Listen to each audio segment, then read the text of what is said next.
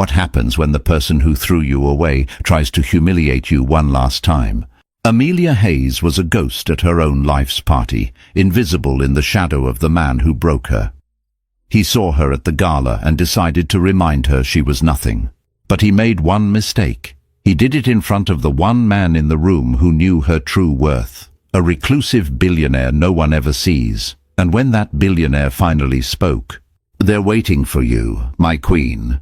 This is the story of what happens after that moment. The Queen's Gambit. Chapter 1. The Ghost at the Gala. The invitation had felt like a typo. Amelia Hayes had stared at the embossed cardstock for a full minute, her finger tracing the gold leaf crest of the Starlight Foundation. It was the gala of the season, a fortress of new money and old names, held in the soaring marble atrium of the New York Public Library. It was, she knew, his world. Marcus Thorne, her ex-husband. The name still felt like a shard of glass in her throat. For 2 years, Amelia had meticulously curated a small, quiet life. Her world was the scent of old parchment and linseed oil, the gentle click of her restoration tools in her small studio apartment in the Upper West Side. She was a paper conservator, a ghost who coaxed life back into brittle manuscripts. It was a life of silent precision, a stark contrast to the loud, glittering cage she had occupied as Marcus's wife. She was attending tonight for one reason, the Aurelius Foundation. For the past 18 months, an anonymous benefactor, known to her only as Aurelius, had been commissioning her to restore a series of priceless medieval manuscripts. The fees were staggering, transformative. They had paid for this very apartment, funded her state-of-the-art studio, and, most importantly, given her a profound sense of purpose. Tonight, the centerpiece of her work, a 13th-century illuminated manuscript of the Consolation of Philosophy, was the marquee item in the Starlight Foundation's charity auction. Her attendance was a condition of her contract. The artisan must be present when the work is unveiled, the encrypted email from Aurelius's liaison had read. So here she was, in a deep, midnight blue velvet dress she'd bought on consignment, elegant, but a whisper against the sequined shouts of the other gowns. She clutched a small beaded clutch, her knuckles white. Every nerve ending felt exposed. She could feel the stares, or perhaps she was just imagining them. In this room, she wasn't Amelia Hayes, world-class conservator. She was just Marcus Thorne's discarded first wife, the before picture. She remembered his last words to her, not in anger, but in a tone of bored finality, as if closing a disappointing book. "Amelia, you're just not built for this. You're too quiet, too sensitive. You're a background person." He wasn't wrong, she thought, sipping water from a champagne flute. She was a background person.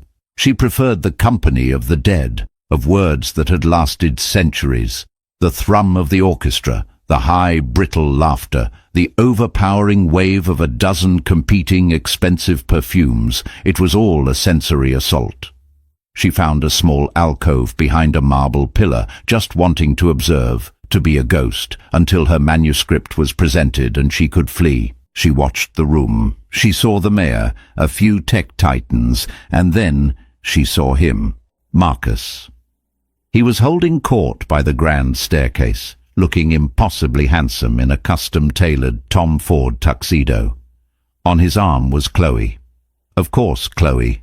The woman he'd told Amelia was just a friend, the PR specialist whose aggressive, shark-like ambition Marcus had found so refreshing. Chloe's dress was a blinding column of silver, her laugh loud enough to carry across the atrium. Amelia's stomach turned to ice. She hadn't seen him in person since the final divorce hearing. He looked identical, unchanged, unbothered. The power imbalance that had defined their marriage was palpable even from 50 yards away. He was the sun.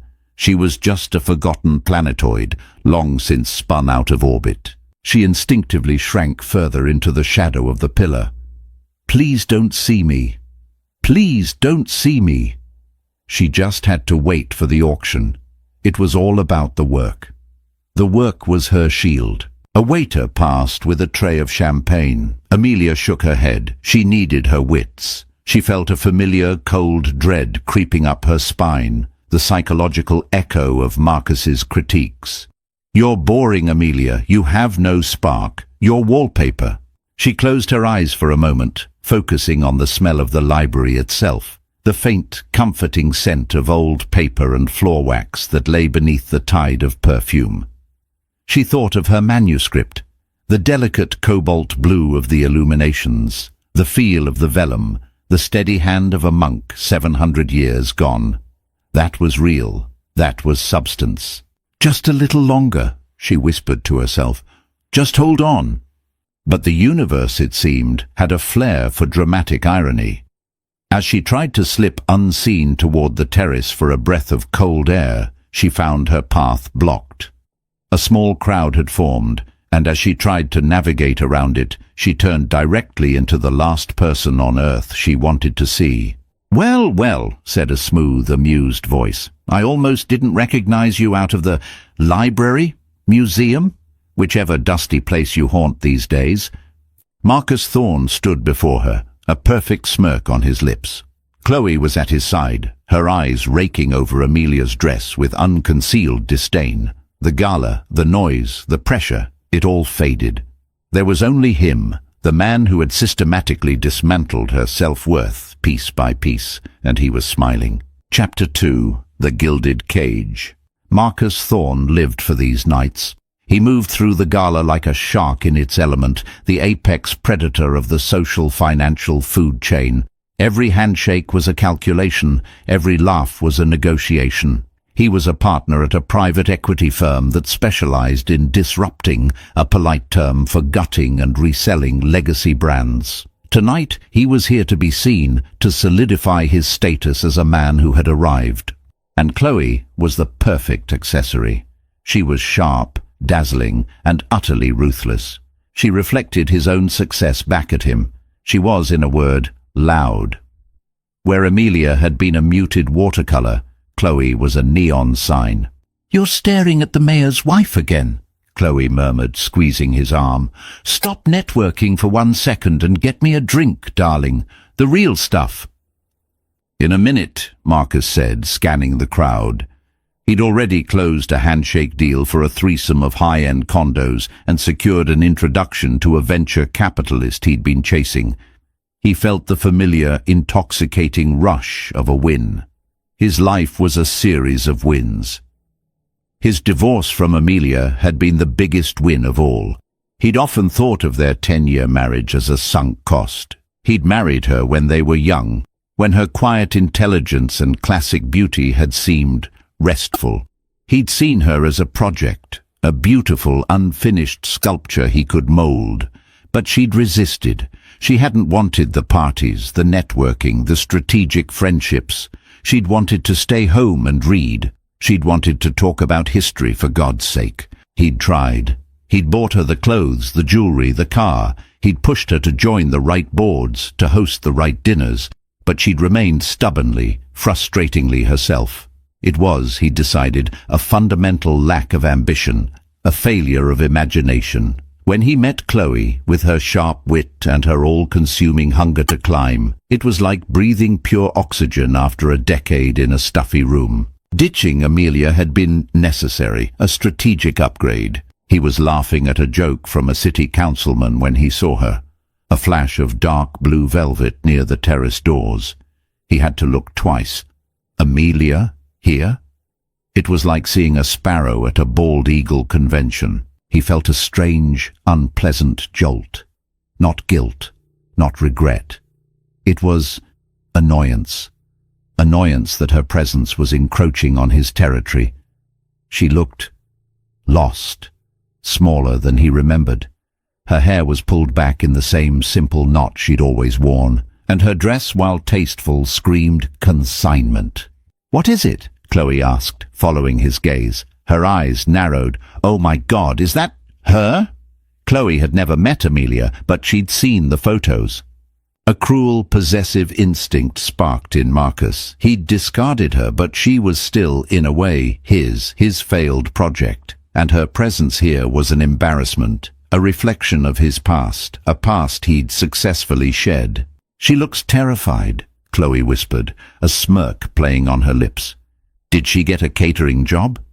"She's a book repairman or something," Marcus said, his voice dripping with condescension.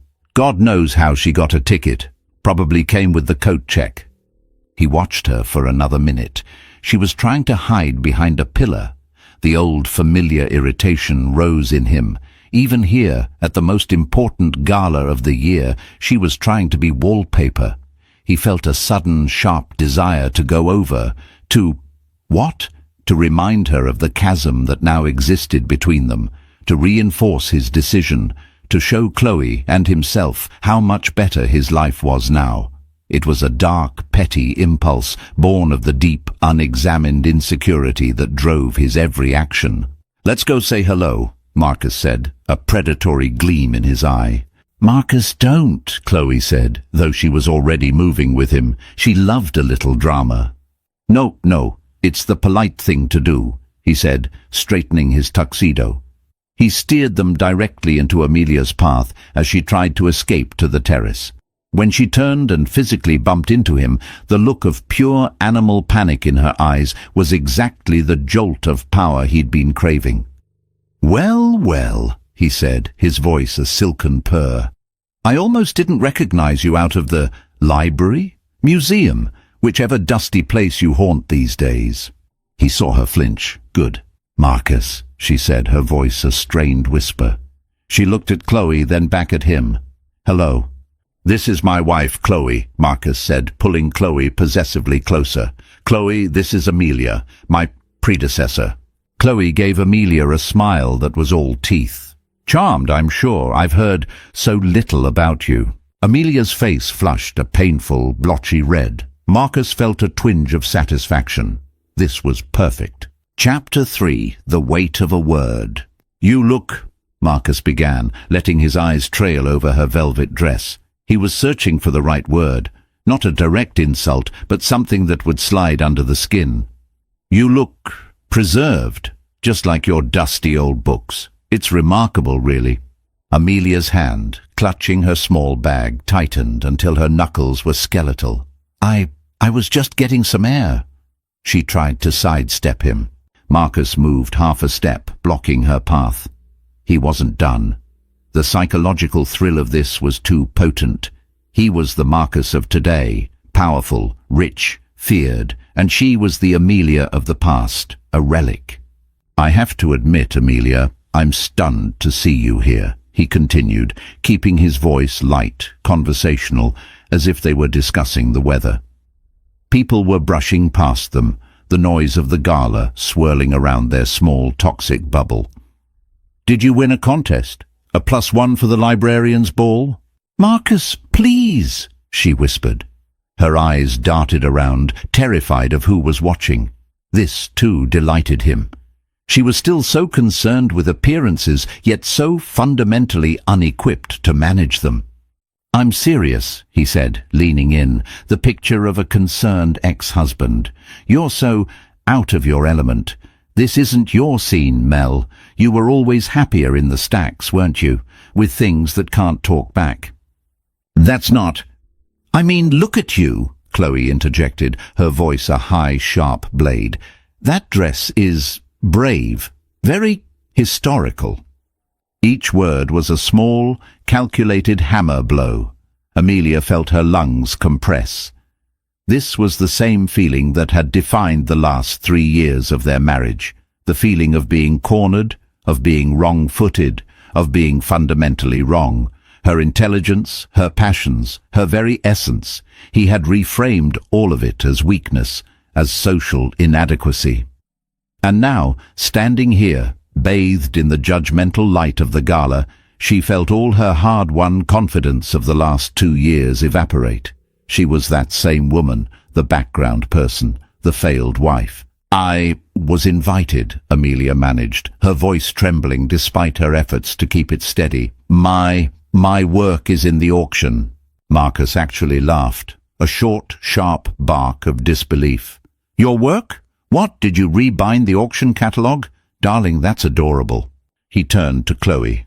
She fixes books, you know, with glue and little bits of string.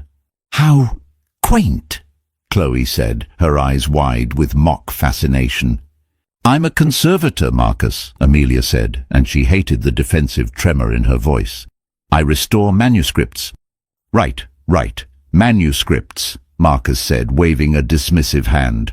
Well, that's wonderful. It's so important to have a hobby. He leaned in again, his voice dropping. Listen, Amelia, I don't know who got you in here, but you're an embarrassment. You're making a fool of yourself.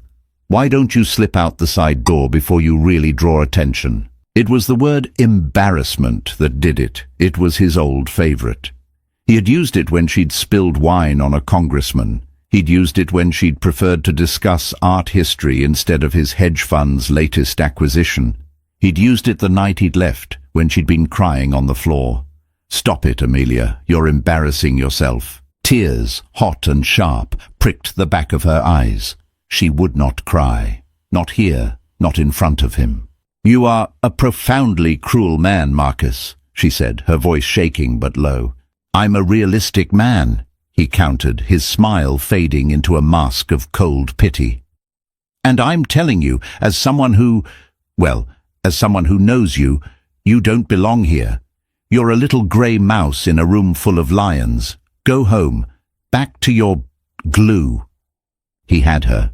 She was broken. He could see it in the catastrophic slump of her shoulders, the way she bit her lip to stop it from trembling. He'd won. Again. He'd re-established the order of things. He was about to put a paternalistic, pitying hand on her shoulder and guide her toward the exit when a new voice, quiet but with an edge of steel, cut through the air. She belongs here more than anyone. Marcus and Amelia both turned. A man was standing there, observing them. He was tall, with dark, intense eyes and a stillness that was utterly arresting. He wore a simple black tuxedo, but the cut was immaculate. He was not a face Marcus recognized from the usual circles, yet he commanded the space around him as if he'd built it. Amelia's eyes widened. She knew that face, but it was impossible. She'd only ever seen it in grainy photos in Forbes or Wired. It was Sebastian Valerius, the reclusive, almost mythical tech billionaire, the man who'd built the Aurelius AI engine. He wasn't just at the gala. He was, Marcus suddenly realized, the gala's host. The Starlight Foundation was his foundation. Marcus felt a cold jolt of adrenaline. He'd just been seen by one of the most powerful men in the world, openly mocking a guest. He scrambled to recover. Mr. Valerius, Marcus said, extending a hand, his voice instantly shifting to its slick, networking purr. Marcus Thorne of Thorne Capital. A pleasure. We were just catching up. This is my ex-wife, Amelia. Sebastian Valerius ignored Marcus's outstretched hand. His gaze was fixed entirely on Amelia, and it was a look of such warmth and familiarity that it made no sense. Amelia, Valerius said, his voice a low baritone. I'm so glad you're here. I was beginning to worry you'd hidden yourself away. Amelia was speechless. She just stared at him.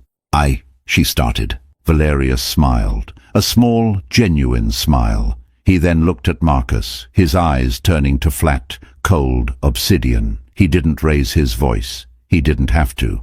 Mr. Thorne, he said, I am aware of who you are, and I am aware of who she is. He then turned his full attention back to Amelia, offering her his arm. His next words were not for Marcus or for the crowd. They were just for her, but they were spoken with the clear, unshakable confidence of a man stating a fact. They are waiting for you, he said gently. My queen. Chapter 4. The sound of a pin dropping. The atrium, for a moment, seemed to hold its breath. The orchestra's melody, the clinking of glasses, the hum of 100 conversations, it all seemed to recede, leaving a vacuum of stunned silence. My queen. The words hung in the air, electric and incomprehensible. Marcus Thorne's perfectly practiced smile froze, then shattered. His brain, so adept at calculating risk and value, simply ceased to function. He replayed the words, my queen. It was a designation so intimate, so possessive and so public that it was in effect a nuclear bomb detonated in the center of the room. Sebastian Valerius. The Sebastian Valerius, a man who famously dated supermodels and quantum physicists, was offering his arm to Amelia, his mousy, bookworm, consignment dress-wearing ex-wife. Chloe's hand, which had been clutching Marcus's arm, went slack. Her jaw was literally open. What did he call her? She breathed, her voice a horrified squeak. Amelia was just as paralyzed. Her mind was reeling. Queen? Was this a joke? Was she hallucinating? This man, this icon, Aurelius himself, was looking at her as if she were the center of the universe. The dissonance was so profound she felt dizzy. Sebastian, she whispered, her voice barely audible. It was the first time she'd ever said his name. Amelia, he replied, his eyes softening, recognizing her shock. He gave a subtle, almost imperceptible nod, a private gesture. The curator is desperate to speak with you before the presentation. This small, practical sentence was the life raft she needed. It tethered her back to reality, the curator, the presentation. This was about her work. She placed her trembling hand on his offered arm. The velvet of his tuxedo jacket was impossibly soft. It felt like stepping from a blizzard into a warm, firelit room. Without a backward glance at Marcus, Sebastian Valerius turned and began to lead Amelia through the crowd. And the crowd parted. It was, Marcus thought with a dawning horror, like watching the Red Sea part for Moses. People didn't just move, they retreated, their faces a mixture of awe and frantic curiosity. Whispers erupted in their wake, a sound like dry leaves skittering across marble. Who is she? Is that Valerius? He smiled. I've never seen him smile. He called her his queen. I heard it. Marcus and Chloe were left standing in the wake, two statues in an empty patch of floor. The bubble of their shared mockery had burst, exposing them to the vacuum. Every eye that wasn't on Valerius and Amelia was now on them. The smirking, powerful couple had, in an instant, become the punchline. "Marcus!" Chloe hissed, her voice shaking with a rage that was 90% humiliation. "What the hell was that? Who is she to him?" I don't know," Marcus stammered. It was the truth, and he hated it. He was a man who knew everything, who controlled every room, and he had just been completely and totally undone. He watched them walk away. Amelia, who he'd just called a grey mouse, was on the arm of the lion, and he was the one who looked like he belonged. She was still pale, but as she moved, he saw her spine straighten, he saw her lift her chin, he saw Sebastian Valerius lean down and murmur something in her ear, and he saw her smile.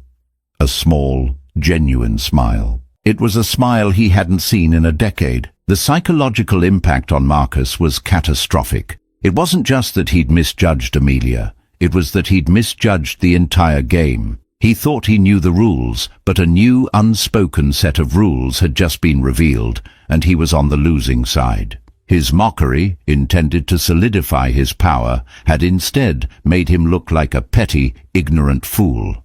He had called her an embarrassment, and Sebastian Valerius had called her a queen. In the brutal, unforgiving calculus of this world, only one of those statements could be true, and it wasn't his. "Find out," Chloe spat, grabbing a champagne flute from a passing waiter and downing it in one gulp. "Find out everything. Now, Marcus, fix this." But Marcus couldn't move. He was staring at the space where Amelia had been, his mind a chaotic whirl of jealousy, rage, and a terrifying new emotion he couldn't even name. It was the cold, sickening realization that the project he'd abandoned, the relic he'd discarded, wasn't a dull grey stone. It was a diamond, and he'd just thrown it with all his strength into the hands of a king. Chapter 5. The Aurelius Compact. The moment they were out of earshot, buffered by the swell of the orchestra and the curious stares, Amelia's composure began to fray. "My queen?" she whispered, her voice tight with panic. "What on earth was that? Everyone heard you." Sebastian Valerius didn't slow his pace, but he leaned his head closer. "Aurelius to Regina. It was from our correspondence. I apologize. In the moment it felt appropriate. A small piece of our world in theirs." Amelia's mind flashed back. 2 months ago, she had been working on the Consolation of Philosophy, a section where Lady Philosophy is described as the Queen of all reason.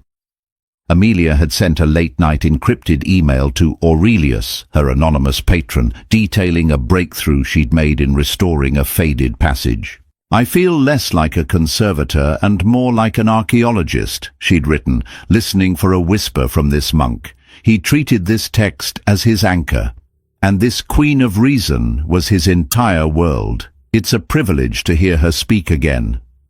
The reply from Aurelius, usually so formal and brief, had been different. An archaeologist listens, a restorer answers. You are not just hearing her, Ms. Hayes. You are giving her a voice for a new century. You are her champion, Regina's champion, A. And in a later, brief exchange about the logistics of the gala, he had written, "The world of finance and flash is a tedious one. I will be there only to see the work. When you see it on the dais, you will know the victory is yours. Aurelius to Regina." It was an in-joke, a private, deeply nerdy and profoundly meaningful acknowledgement of her work. And Sebastian Valerius had just deployed it as a social shield. "Aurelius," she said, finally understanding. You're him." "I am," Sebastian said, as he guided her through an archway into a quieter, roped-off salon where the curator, a nervous-looking man named Dr. Pham, was pacing. "Mr. Valerius, Ms. Hayes, thank God," Dr. Pham said, wringing his hands. "The lighting on the dais is all wrong. It's casting a shadow on the lower illuminations. I told them—" As Sebastian began to quietly but firmly dismantle Dr. Pham's panic, giving crisp orders to a nearby technician, Amelia finally had a moment to breathe. Sebastian Valerius, the man who had revolutionized predictive AI, the man whose Aurelius engine was running everything from stock markets to satellites. This was the man she'd been emailing about vellum humidity and pigment degradation. The power imbalance she'd felt with Marcus was nothing compared to this. But this felt different. Marcus's power was a bludgeon, used to diminish. Sebastian's power was a silent, dense gravity, and he was using it to shield her, to clear a path for her. He had been funding her for nearly 2 years. He had read her reports, understood her painstaking process. He knew her, not as Marcus's ex, but as Ms. Hayes, the brilliant conservator. He hadn't rescued her. He had simply arrived. He had validated a truth that already existed. "Amelia," Sebastian said, his voice pulling her from her thoughts. Dr. Pham had scurried off. They were, for a moment, alone in the salon. Why me?" she asked. "The funding, the anonymity, why my work?" His intense gaze settled on her. "You wrote a paper 12 years ago, your postgraduate thesis, The Codicology of Memory, How Medieval Manuscripts Preserve Emotional Context." Amelia stared at him. "You read that paper got a C-. My advisor said it was unfocused and sentimental." "Your advisor," Sebastian said with a faint, dry smile, "was an idiot. I found it online about 3 years ago, when I was designing the foundational logic for Aurelius. I was trying to teach a machine how to find context, the ghost of meaning behind the data. Your paper was the first thing I'd ever read that treated data, information, as a living thing, as something with an emotional fingerprint. You wrote that a book is not just the words, but the sum of its survival. The stains, the tears, the faded ink, that is the real story." He took a step closer. "I'm a man who deals in data, Ms. Hayes. Trillions of terabytes a second. Most of it is noise. What you do, you find the signal in the noise. You restore the real story. I didn't fund you because I like old books. I funded you because you are one of the few people on earth who understands what value actually means. Amelia felt her knees go weak. All the years she'd spent feeling small, her passion dismissed as quaint, her focus as boring. This man, this genius, had seen it as the exact opposite. He had seen it as the key. "And Marcus?" she asked, the name tasting like ash. "You knew who he was?" Sebastian's expression didn't change, but his eyes hardened. "I know who he is. Men like Marcus Thorne are the noise. They create nothing. They trade in illusions of value. They are the stains and the tears on the page. They are uninteresting, except when they try to damage things that are valuable." He looked at her, and the warmth returned. "You, Ms. Hayes, are very, very valuable. Now, shall we go make sure the lighting is correct for your manuscript? It deserves to be seen." He offered his arm again. This time, when she took it, her hand was perfectly steady. She was not a mouse. She was not a failed project. She was Regina's champion, and she was, at last, ready for the auction. Chapter 6. The Unraveling of Marcus Thorne. Marcus Thorne did not handle cognitive dissonance well. His world was built on a simple binary code: win or lose, strong or weak, valuable or worthless. For the past 2 years, Amelia had been firmly in the worthless category. The events of the last 20 minutes had thrown his entire operating system into chaos. "Get me his file!" he snarled into his phone, standing on the terrace, the cold night air doing nothing to cool his humiliation. He was speaking to his private researcher, a man he paid a fortune to dig up dirt. "Valerius, Sebastian Valerius. I don't care what it costs. I want to know his blood type, his favorite color, and everything he's done for the last 48 hours. He paused, his voice dropping to a dangerous growl. "And get me everything on Amelia Hayes, my ex-wife. Yes, Hayes. Find out who she's been seeing, who she's been talking to, where she gets her money. I want to know where she buys her coffee." He hung up and gripped the marble balustrade. Chloe had disappeared, no doubt to spin the story, to reframe the narrative, but the damage was done. He, Marcus Thorne, had been dismissed by Valerius, in front of everyone. His mind raced, trying to find a narrative that made sense. Amelia was sleeping with Valerius. This was the most obvious. But Amelia, quiet, boring Amelia, with the most dynamic, reclusive and powerful man in the city. It seemed impossible. Valerius's taste ran to Brazilian models and Nobel-winning physicists. Valerius was using her to get at... what? At him?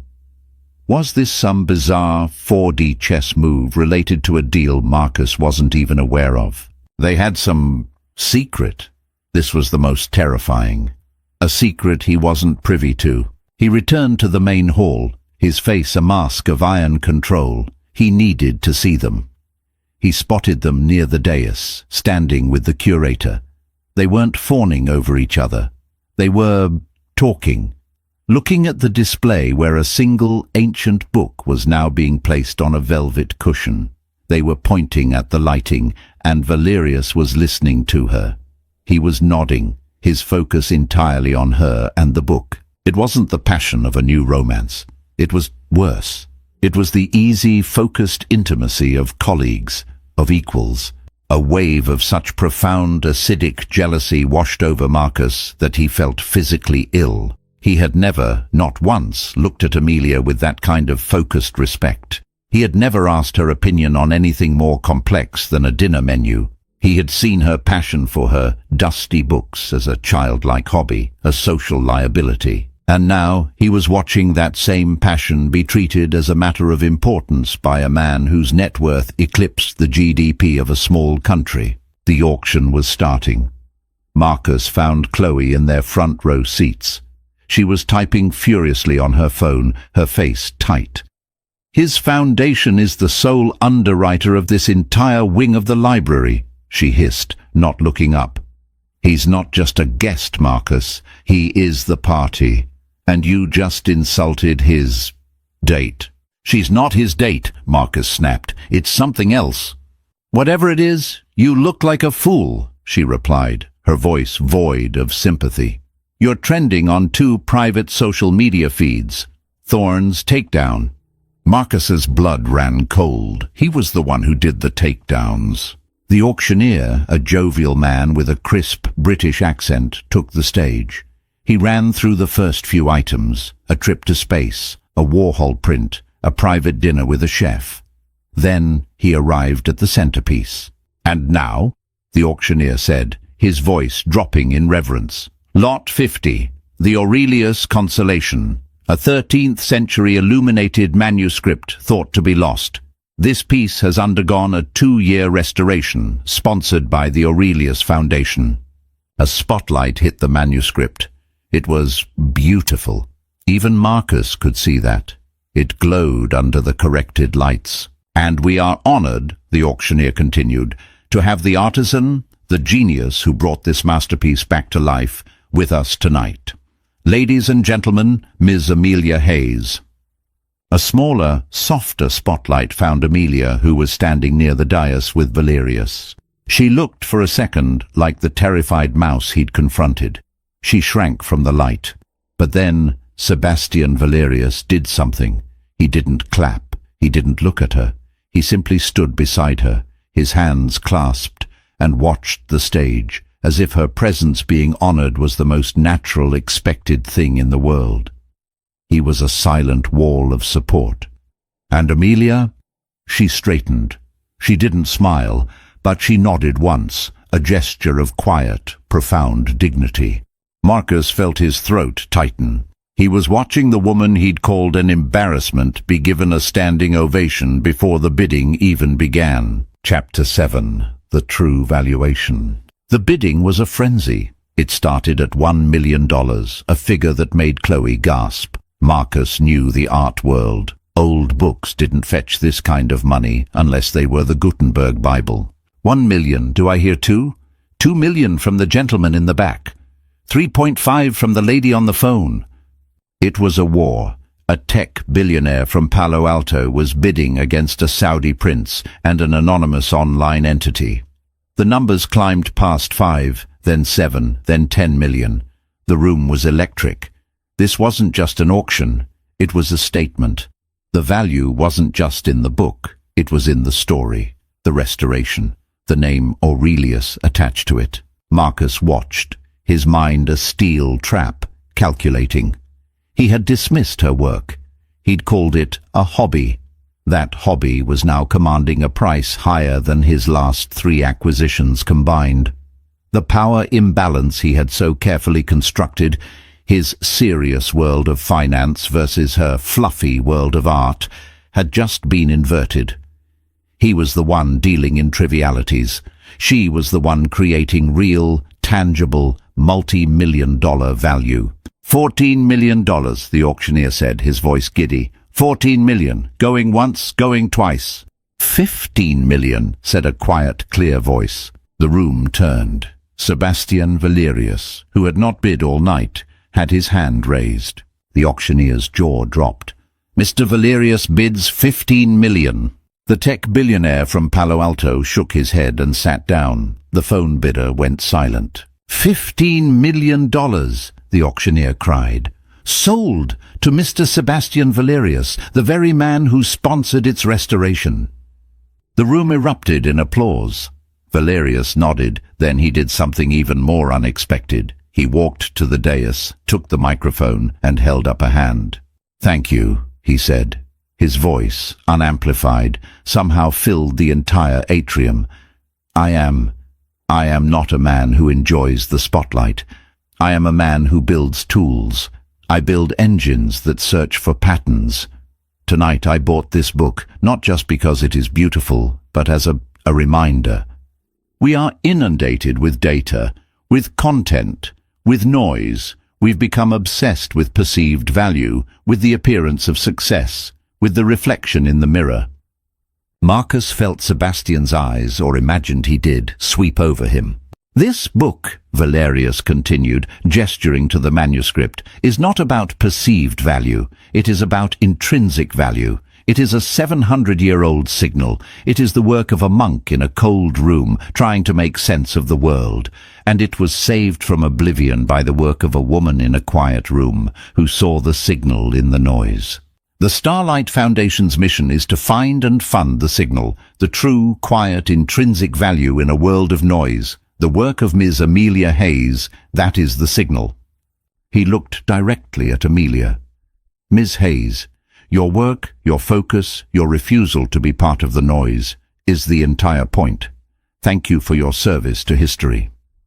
He started to clap, and the entire room, a room full of the noisiest people in the world, rose to their feet, giving Amelia a thunderous standing ovation. Amelia's hands were at her sides. She was shaking, but as Marcus watched, horrified, he saw a single tear trace a path down her cheek.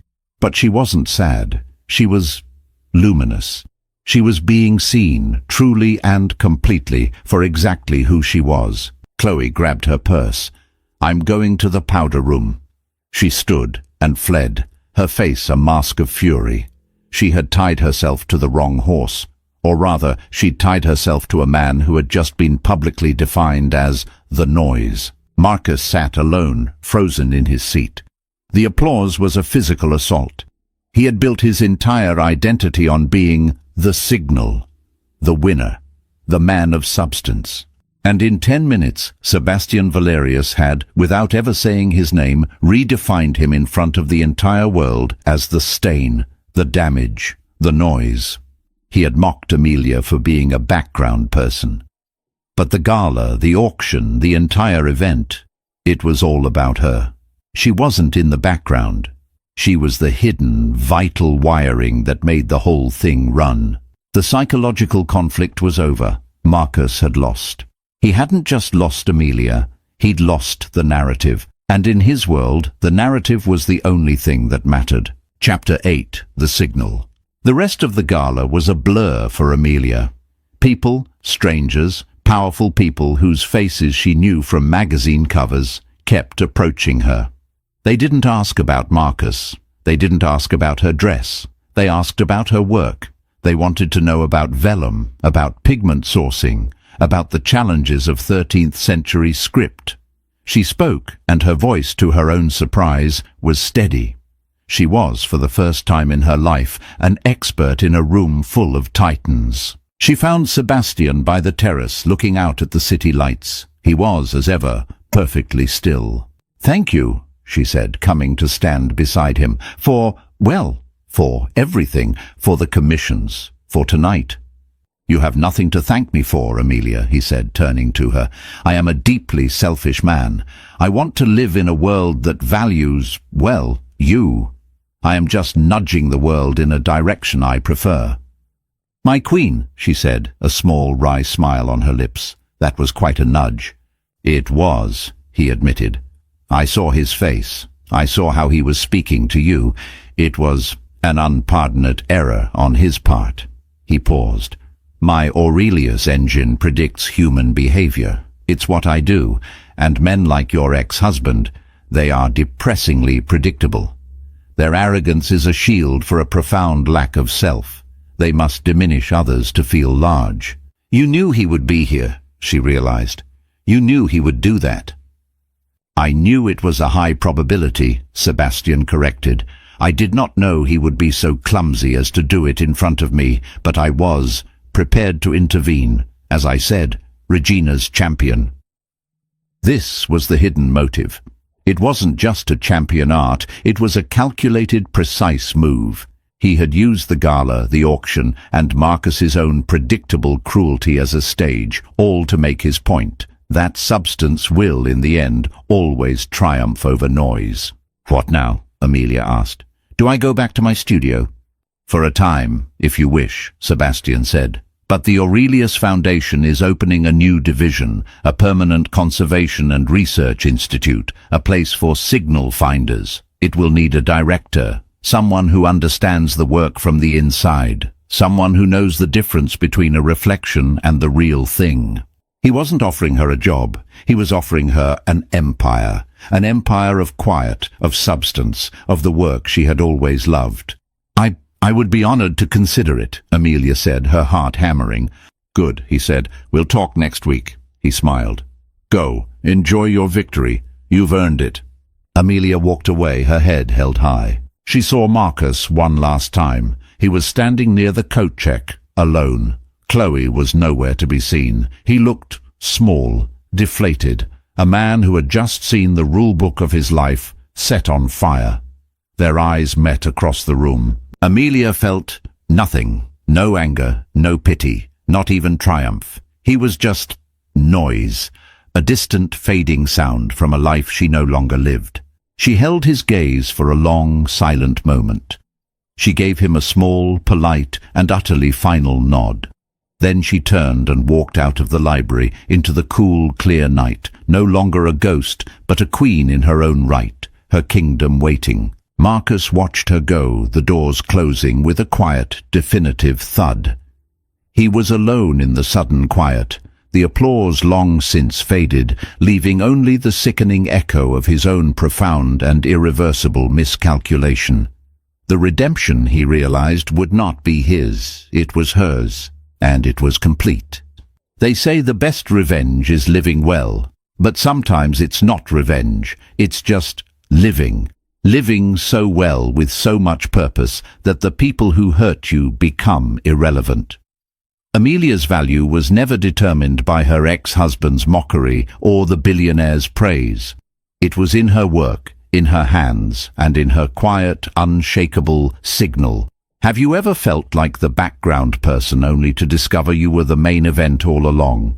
Let me know your thoughts in the comments below. If you loved this story and want more tales of dramatic reversals, hidden power, and earned redemption, make sure to like this video, subscribe to the channel, and hit that notification bell so you never miss an update. Thanks for watching.